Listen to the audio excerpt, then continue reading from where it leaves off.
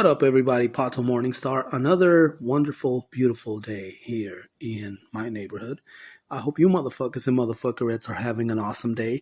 I'm starting to feel a little better. It's been a week now since I had to go to the doctor and get antibiotics to get rid of that nasty sinus infection that was making me miserable. It's still there. It's still fighting. I can feel it. It's like, I'm still here, motherfucker. Like whatever it is, we don't die, we multiply. It feels that way too. So anyway, what I'm saying, if I'm saying anything, is I'm feeling a little better, and I'm glad to be here behind the microphones. So today, I have two topics I wanted to talk about, and of course, we're gonna do the coin toss, and only one of them will be the final, I don't know, winner or victim, depending on how you wanted to look at it. But okay, the podcast today. Heads talk about music and stuff that I used to listen to. The kind of music back when I thought I was gonna grow up to be the superstar DJ and things that back in the day. Or tales. Continue talking about the deconstruction of my religious beliefs. So we're gonna do the coin toss.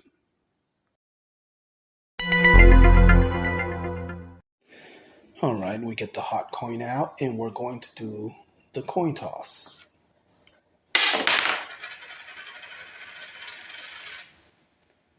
Heads.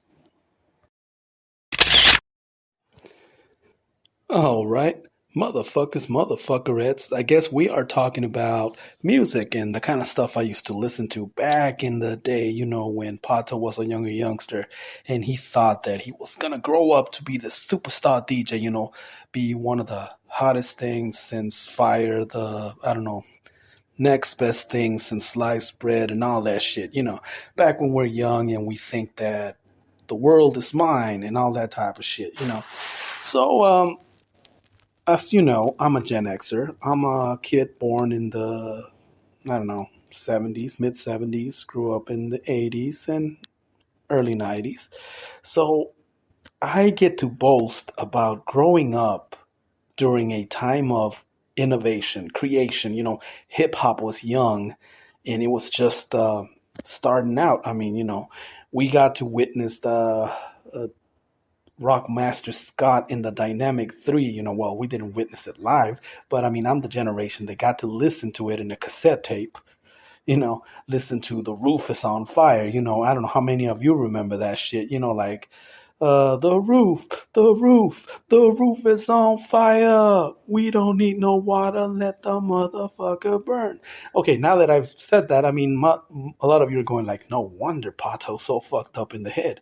I mean, it's the music. It's always been the music that fucked them up. No, actually, music is awesome. Music can take you to places. It's like the closest thing to a time machine we have right now.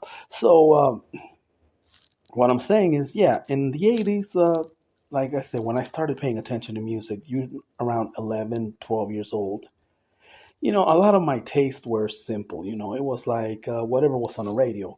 I grew up in Phoenix, Arizona. So back in, when I was 11, 12, I think, we had something called KZZP 104.7. That was like the closest thing to the hits. So whatever was playing on there was practically what we listened to. I mean, but slowly through the underground, we started getting tapes like rock. For me, it was mixtapes. It was like tapes that we were buying at the swap meet that had songs from different artists, like Rock Master Scott in the Dynamic 3, The Roof is on Fire. Then a whole bunch of bootleg shit that we used to get at the swap meets, because that's another thing. One of my first jobs ever was at the swap meet when I was a very, very, very young youngster. So I knew where to get stuff. I mean, at the swap meet, man, back in my day, that's the place. That was the place to be, man. You could get whatever the fuck you wanted to there. So that's how we encountered. I don't know, the LL Cool J's, Run DMC, um, Beastie Boys.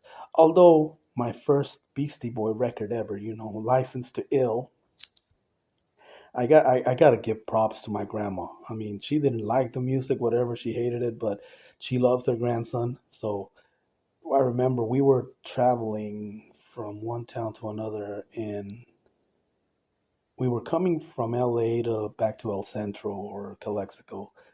Somewhere in between there, we stopped at some store. I can't remember what store it was, but I saw the album Licensed to Ill, and Grandma bought it for me. So wherever you are, Grandma, I hope you're still out there fighting for your right to party. All I know is Grandma was the coolest. Well, I'm sure everybody thinks their grandma was the coolest, but I mean, uh, let's stop fucking around. My grandma was the coolest. I'm just gonna say that. Your grandma may be cool, but did your grandma buy you License to Ill Beastie Boys vinyl record? The LP. No, I don't think so. So, like I said, there's levels of coolness, of course. The what I'm saying, if I'm saying anything. So yeah, grew up listening to Beastie Boys, Run DMC, and just about everything that was on the radio. So the cool thing about this new podcast I'm doing here on Spotify is that we can sample bits of music, and I can play some of those for you.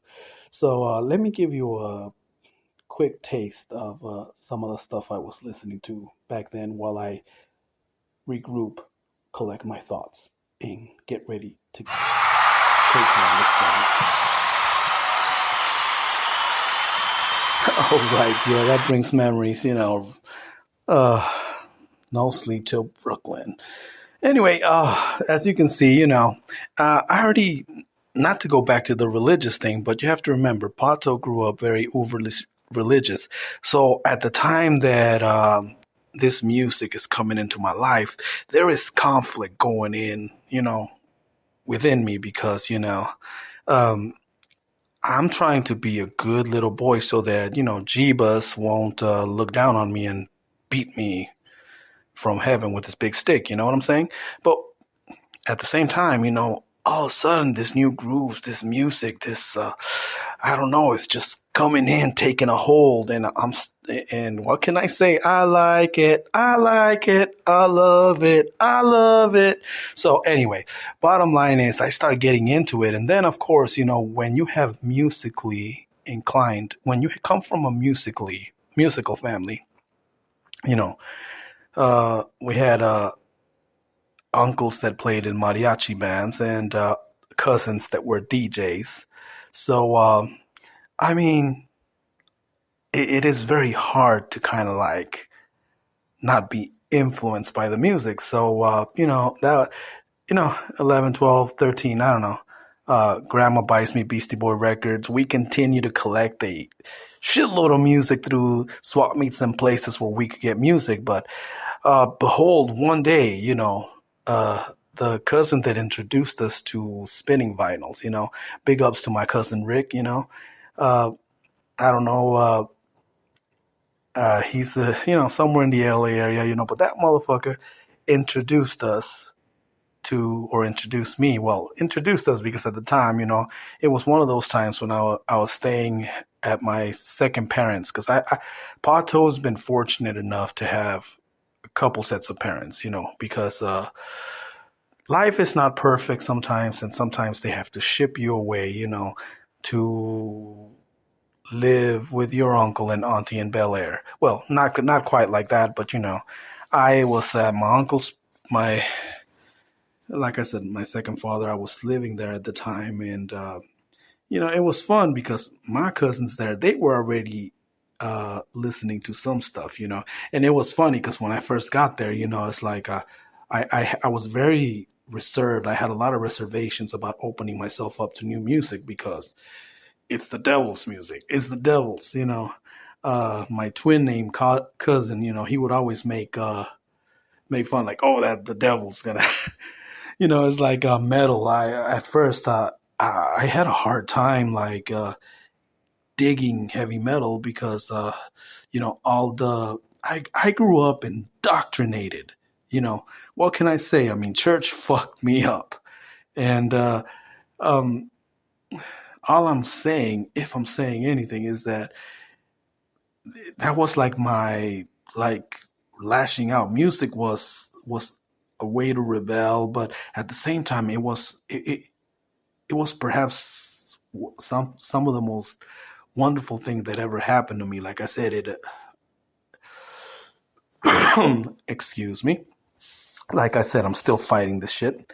But what I'm saying, if I'm saying anything, is that, at that time, I was staying there, and we're in Calexico, California. But my cousins from L.A., Rick, Adrian was younger than me, but at the same time, he was all up in that shit too. So they come over here and they introduced us to something that we've never heard before. Uh, it was something called Two Live Crew, but at that time, I mean, the name that stuck out was the name of he wasn't really the lead rapper. In fact, Luther Campbell wasn't much of a rapper. Marquise, Ice, and of course DJ Mr. Mix, which is like my mentor, is like um, they were the real deal. In fact, Two Live Crew was originally from L.A., and for what I understand, it was a Christian rap group. Whoops. Anyway, what I'm saying, if I'm saying anything, yeah, that's when let's see, it was Mr. Mix, Fresh Kid Ice, and wow, I can't think of the other guy's name. Well, that's because nobody really paid attention to Two Live Crew till they moved from LA to Miami and started making nasty records. But anyway, like I said, here we got it's somewhere in the late 80s. I must have been like 13, 14. Yeah, middle school, And here comes Rick and introduces us to the next thing that I am going to play. Check it out. Of course, we were like a little collective there. The four of us that remain in Calexico, I mean, went crazy with this shit. And then we went, the funny thing about living in Calexico is that you could cross the border and the shops across the border had all this bootleg treasures. So what you just heard right now, obviously, I mean, if I have to repeat it, it's what got us all started into this musical trip. But anyway, what I'm saying is it was Two Live Crew, and at that time, the one that stood out more than the other ones was the leader of the group, which was Luke Skywalker. And of course, for us, because we're all Star Wars fans, it was like, oh, dude is calling himself Luke Skywalker. And the remaining of the late 80s, mid 90s, I mean, whenever I thought of Luke Skywalker, I wasn't thinking about Mark Hamill. Sorry, Mark Hamill. But when I thought of Luke Skywalker, I was thinking about this dude from Florida, from Liberty City, Nah, I'm just saying, Two Live Crew. So, yeah. So, like I said, we were like a collective. We were gathering music, Eventually, by then, I don't know, we were going crazy. We were able to, it opened up doors for so much more music. And it was a lot of fun times. In fact, one of the times, probably the last time as a teenager that I went to Knott's Berry Farm, I remember we went, and it was one of those times when the family got together where I think who was there? Okay, it was a family from Coachella, family from LA, and us, I guess, we were in between, because one of those moments when it was turbulent at my place. So all I know is we ended up going to Knott's Berry Farm, and we even dragged out my uncle from Coachella, and you couldn't get him to go anywhere, but damn, it was fun. But I remember anyway, going back to the music, that we were riding the log ride, and one of my cousins was dating this dude. I think his name was Eddie or something. Anyway, all I know is that dude decides to yell at the top of his lungs when we're up there, getting up there on the log ride. He goes, somebody say, hey, we want some. And of course, without even being asked or whatever, the all four of us or five of us, I think, what was it? It was all of us. We all belted out the chorus. And I just remember people in line looking up like, what the fuck? And we were just having the time of our lives with that shit, you know. So anyway, yeah, Two Life Crew fucked me up. So anyway, that's partly one of the reasons why as I was growing up, you know, and I became an adult, which, how the fuck do I make this shit stop? Anyway, when I became an adult, it's funny because I did like a complete 180, like went back to being uberly religious in my early 20s because, well, by then I had a family and the lifestyle and the DJ life and the lifestyle that the hip hop life was bringing, it's not something I wanted for my kids, especially my daughter. You know, I was like, I don't know why, but you know, it's just one of those things. You know, once you have kids, you think differently. You're like, you ain't calling my daughter a bitch or a hoe. Fuck you. That mentality kicked in. But anyway, but I still miss music, and that's why I went into Christian rap. But there was a lot of things I just did not feel, and things that, you know, I started getting. Well, okay, here we're like slowly segueing into that religious part, but even during my uberly religious years, like I said, I still wanted to make music part of my life, and we thought we were gonna take over the world with music. Unfortunately, life happens. And I know there are many stories like this. You know, perhaps it wasn't DJs, perhaps it was a band. You and your cousins were in a band and you all were going to do this, but then a couple of the older ones started having kids and just fucked the whole plan up or moved to a different town or, goddamn, I don't know. All I'm saying that that was part of the music that I was listening to. Now, of course, there was a whole bunch of other dance music and other things that, I mean, we would have to we just cannot play enough samples here. I mean, I would have to just say, here, listen to my playlist. You know what I'm saying? But music has a way to transport you back in time. Sometimes, I don't know, it rejuvenates you. It makes you feel, I don't know, if you're feeling old, if you're feeling tired, you listen to old music. It's like hanging out with an old friend. You start feeling, I don't know.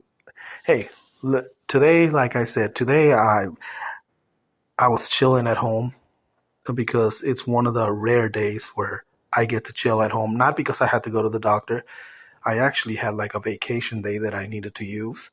So originally the plan was I was going to take my motorcycle to be serviced, but instead other things happened. So I'm chilling at the house, and that's why I'm here talking to y'all motherfuckers. But I got on the bike and rode it, I don't know, for a few miles here in town, went, put gas in it. And I don't know, going around and people blasting music. You know, I heard somebody blasting some old school music that I hadn't heard in a long time, you know.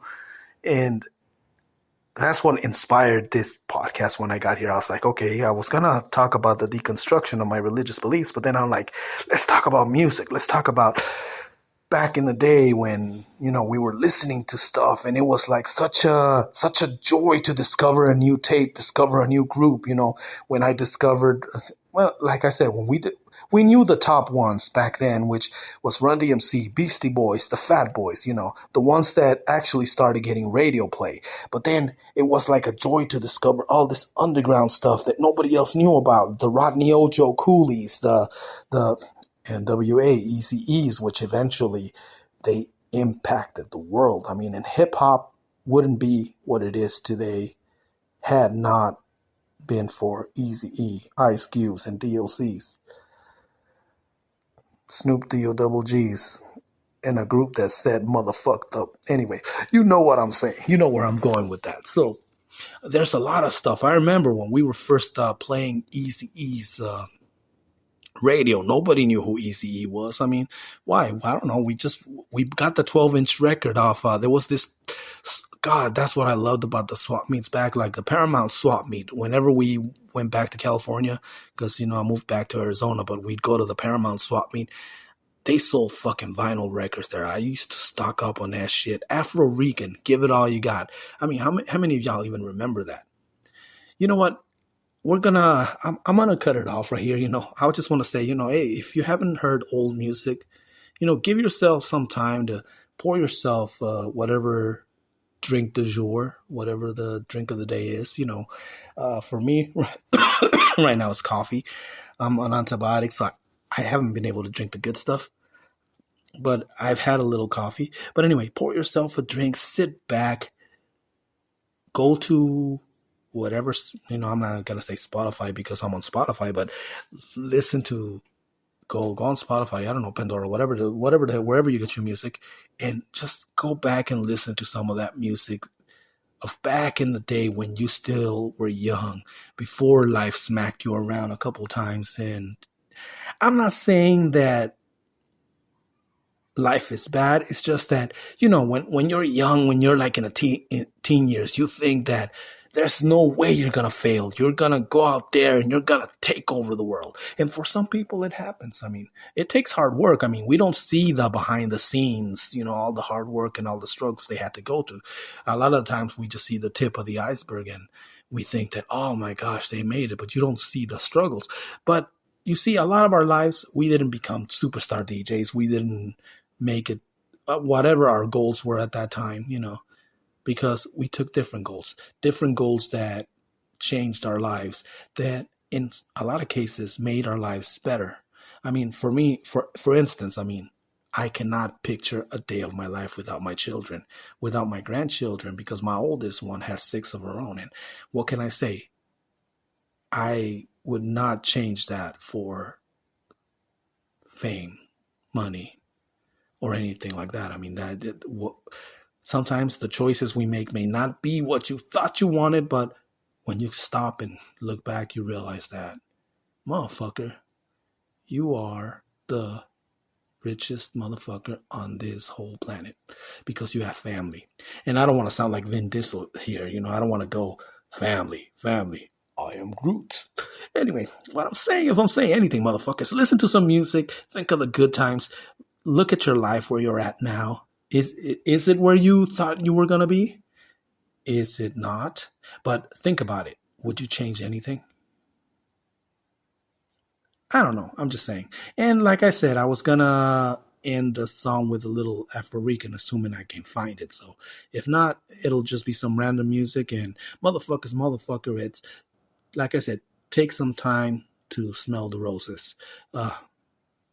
I'm starting to do that because time waits for no one. Later, fuckers.